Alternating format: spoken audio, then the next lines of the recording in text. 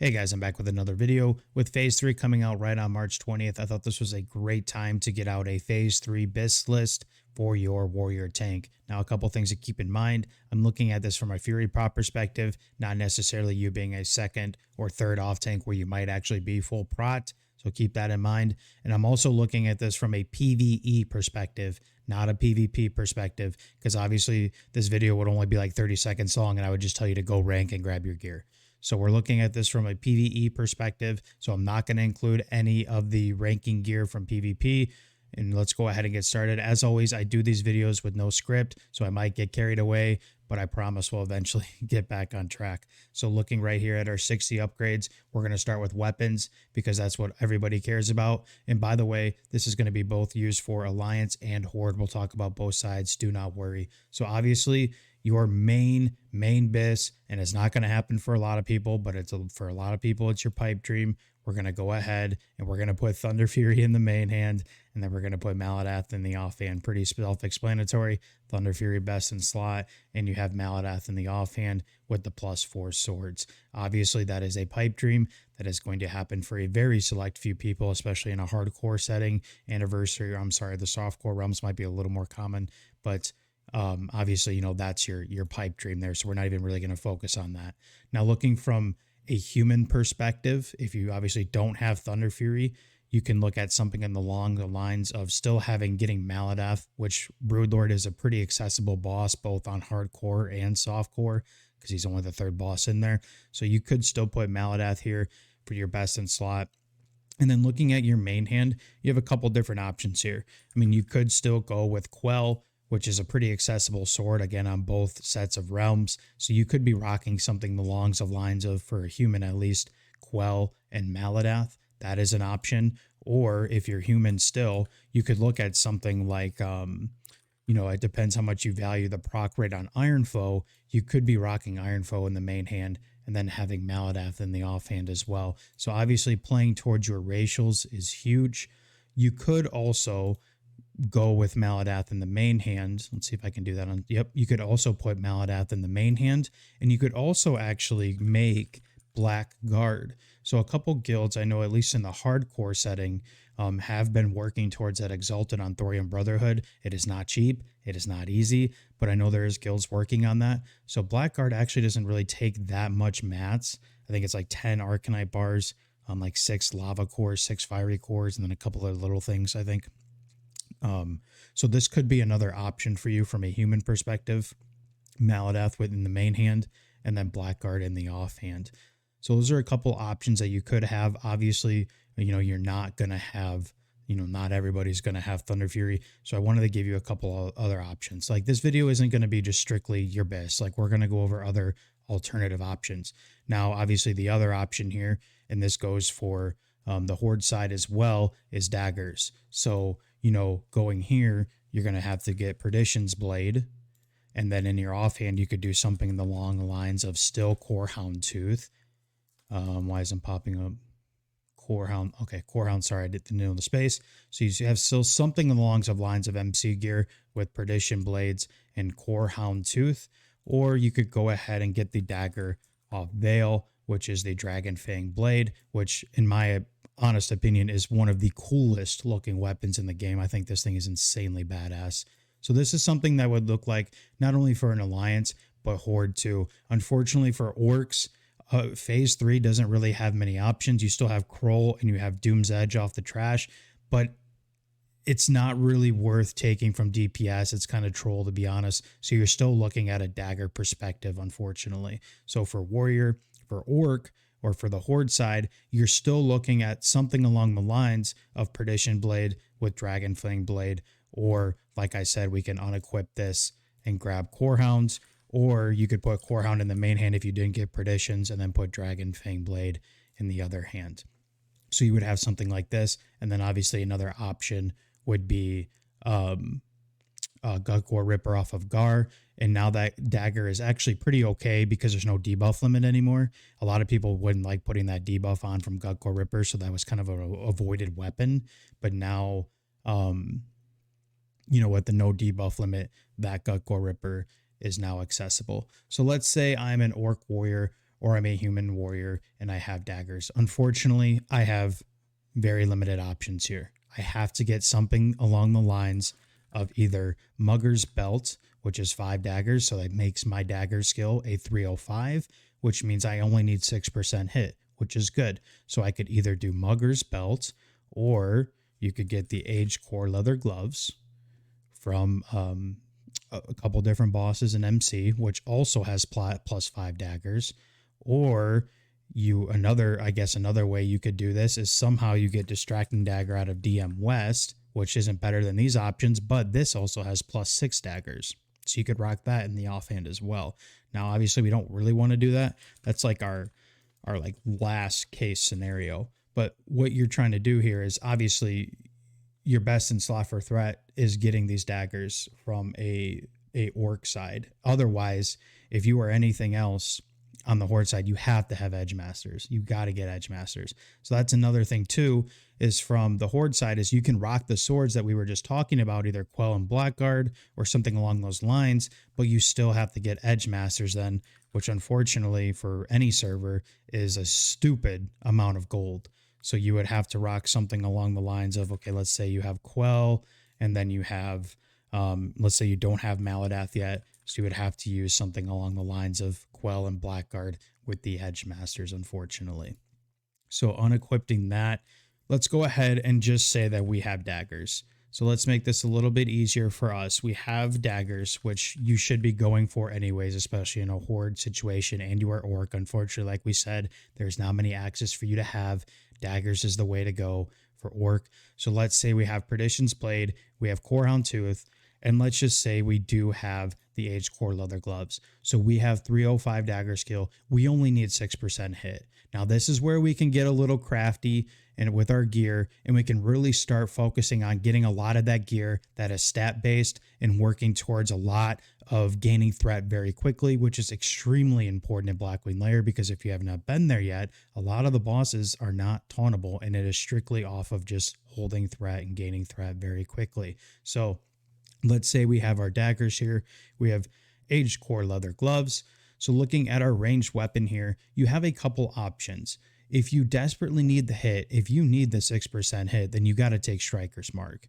Or you can either still have your Black Crow or your Satyr's Bow. If you're looking for something strictly with stats, if your melee DPS doesn't want it for some reason, you have Blaster Shot, which gives you an extra critical strike chance. You have Heart Striker, which has 24 AP. That also comes off of Broodlord, as does Maladath.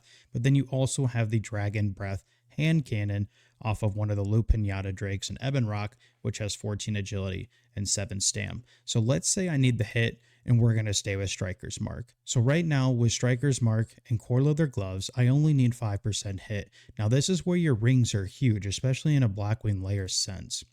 Now, if you're lucky, maybe you have a Band of Ikuria. You have 2% hit with the Striker's Mark, so you already have 3% hit. You only need 3% more hit and you're good on daggers. That's it. You're good. So now what you could do is you could get a little crafty with this dagger, or with this, dagger, with this second ring. You could get the Neff head and get another percentage of hit. And now you're looking at 4% hit and you only need 2% hit. And look how much gear we haven't even touched yet.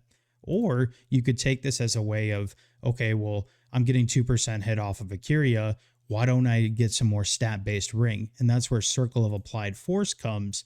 12 strength, 22 agility, which is over a crit percentage, and 9 stamina. It's a massive ring for a Fury Prot tank warrior. Or you can also look at the other ring off of Neff, which for some reason, I don't know why it's all the way down here, but the Ring of Reckoning, which has 14 agility and 28 stam. So let's say you don't have Ikuria and you have the Neff head ring instead. Okay, well, you just lost a hit, so now we're only rocking 2% hit. Maybe I'm rocking Quick Strike ring, right? Or maybe I am rocking that Circle of Applied Force. Or let's say I desperately need the hit. Maybe I'm rocking both.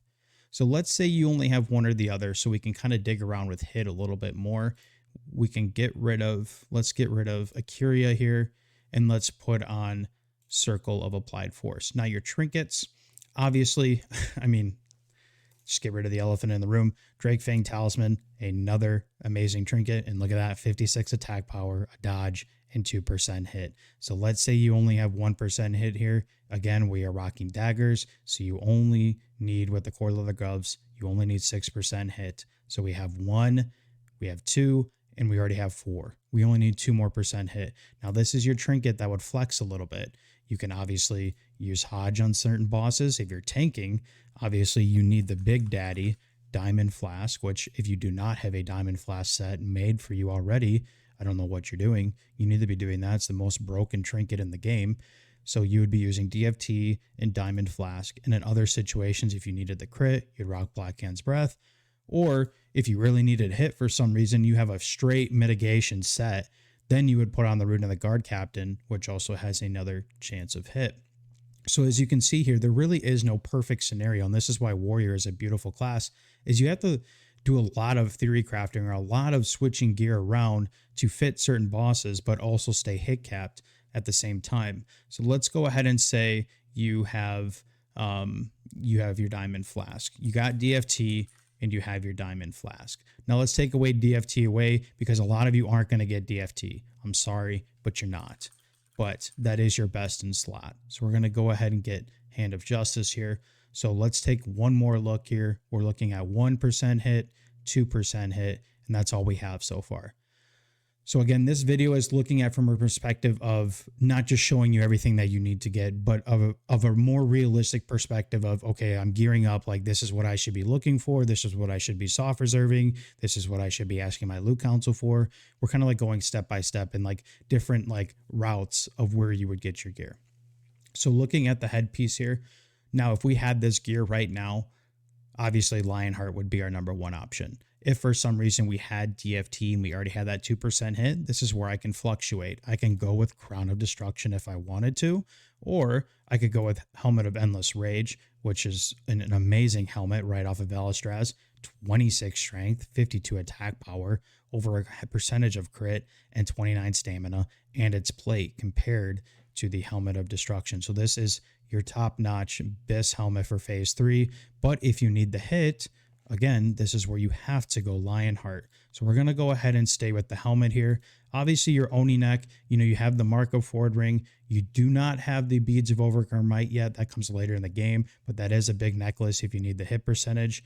You have the Amulet of Dark Moon from the Dark Moon Fair coming up, but then you also have Escander's Collar, which is a good mitigation, has a dodge and a critical chance, or you have this, which is strictly mitigation. Let's just say you have your Onyxia Tooth Pendant, which if you're tanking and you're running Oni, I'm not sure why you don't have Oni head already. So you have a chance on hit and a critical strike. So again, I know it sounds redundant, but we got to keep going over the hit percentages. You got to make sure you're staying this hit cap. So with the Aged Core leather gloves or perchance the Mugger's Belt, again, you have 305 dagger skill. You need 6% hit. So we're looking at 1% hit, 2%, and 3%. We have 3% hit right now. We need 3 more.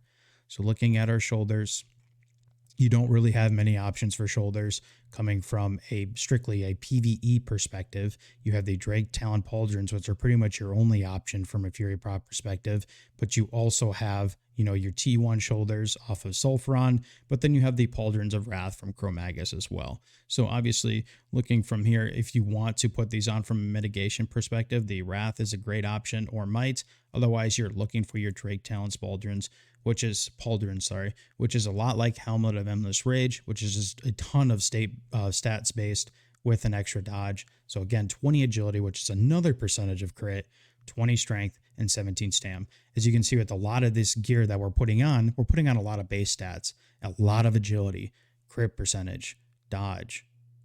The agi is huge, like all of this gear. So here's a crit percentage, here's a crit percentage, here's a crit percentage, here's a crit percentage. And Striker's Mark's got AP, you got a crit percentage on the Aged Core leather gloves. So looking at this right now, again, we still have 3% hit, but we have quite a big gear to put on. So here on your back, you have a couple different options. You obviously have the cape, which once again has a hit percentage, but it comes off of a world boss. The chances of you getting this cape, right away is very unlikely. So we're going to look at a couple other options. You have Cloak of Draconic Might, which is a trash drop. There's not much trash in BWO, so I don't know if we can really count this cape either because you might not see it for a very long time, if not ever. So you got to look at Cloak of Firemaw, which honestly you're probably going to have a little bit of competition on, but 12 stamina, 50 AP. Otherwise, you got to go pretty much down here, and you got to go to either Dragon's Blood Cape off of Rag or another Cloak of Shrouded Smiths, again off of Rag. But take a look, 22 agility. You're going to be competing with other melee DPS and hunters for that. But that's a whole nother crit percentage. Or you have your Stone Skinned Gargoyle Cape, which I'm still using actually. So let's just go ahead and let's just grab our Dragon's Blood Cape, considering you probably don't have Cloak of Firemaw. Actually, you know what? Let's just take Cloak of Firemaw. Let's say you got your Cloak of Firemaw. So now looking at this situation here, we need a chest piece. So here, this is where you can get a little crafty. You can obviously go with SGC with the 2% crit, huge. You can go with Breastplate of Chromatic Flight, which again has great stat base. That's what I'm currently using. Or if you need a little more mitigation, you have your Breastplate of Might, or you have your T2, which I don't know why T2 is down here, but that comes off in Nefarian. So if you're in a slow progression guild, you might not see this for a very long time. So let's go ahead and let's just select our SGC or Breastplate of Chromatic Flight. So we're going to take our Breastplate of Chromatic Flight. Again, a great chest piece. Doesn't have hit though, so that's something you need to keep in mind here. Is we're still not hit capped. So we have 1% here, we have 2, and then we have 3. So we need 3 more percent, and this is where you look at your risks. So you have a couple options here. You have True Flight, which if you need the hit, this is where you take True Flight. If you need the hit, this is where you take True Flight. Otherwise, you have your Risk Guards of Stability. And again, right here, there just really isn't that many options, unfortunately. A lot of them are PvP based. Otherwise, you got to take your T2 off of Razor Core, which is pretty accessible, but 27 stam you can't ignore, or you still have your T1 BOE bracers. So let's go ahead and let's say I need the hit. So we're going to take the Risk Guards of True Flight. We are now rocking 4% hit. That means we still need 2% hit. So obviously this is where Big Daddy Onslaught comes in handy, right? 31 strength, 11 stam, chance to crit, chance to hit. Not only am I getting hit capped, I have a ton of crit. If I'm critting, I have flurry procs. If I have flurry procs, I'm hitting faster. If I'm hitting faster, I'm gaining more threat. I mean, the possibilities are endless. Now, looking at your legs, you are pretty stuck here from a Horde perspective. From Alliance, you have the Lay Guards of Fallen Crusader. That drops off of Firemaw, but is Alliance only. 28 strength, 22 agility. Those are great. Unfortunately, like I said, from the Horde perspective, you don't really have many options. It's either T1 or T2, or you have Cloud Keepers pretty much, or you have the DM West. So I'm going to go ahead and I'm just going to select T2, which, did I pass them? Nope, T2. Unfortunately, no hit on these, but you do get a 2% dodge, which is big. It stacks with your Drake Talon and stacks with your Drake's Fane Talisman if you have it. 11 defense, 19 strength, 27 stam. Perfect. So now your feet, you need 1% crit. You know what that's going to leave you with, right? That's going to leave you with Chromatic off of Chromagus. Again, stat-based. 40 attack power, a whole crit percentage again, and a 1% chance on hit. Now, this is where we can get a little bit crafty. Let's say I don't have Hands of Justice. I have Drake Fang Talisman. Now I'm over the hit. Now this is where I can be a little more crafty. Maybe I can take off, let's say, Risk Guards of True Flight, and I can put on something more mitigation-wise, or I can put on Risk Guards of Stability, or I can just go ahead and put on the T2. I don't need that hit percentage anymore. I'm still hit capped with DFT. I have 2, 3, 4, 5, 6, 7.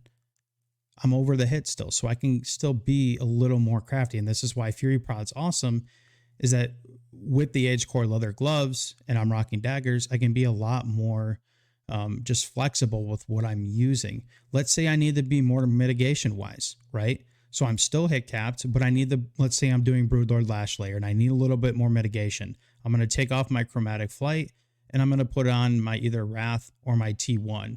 Let's say I'm using a shield for part of that fight. So obviously the T1's big for that because it increases your chance to block by a shield by 3%. So I put that on. I'm still at 6% hit. Or let's say I keep that back on and I really want to just get a little more threat, right? So I put that back on. Let's say I take off my ring and I put on quick strike ring, which is another crit percentage, 30 AP plus another 5 strength. So it's really 10 attack power. Do you see how there really isn't a full set abyss, but I'm not looking at this from a, okay, go get this. I'm playing out different scenarios with you. So that way it's a little more realistic with what you need and kind of step-by-step basis of what you're looking for. I really hope this video helped. If you guys have any questions, please feel free to ask. Be sure to subscribe. We're almost to 5,000 subscribers. I really would appreciate it. I hope you guys enjoyed the video, and I will see you another time.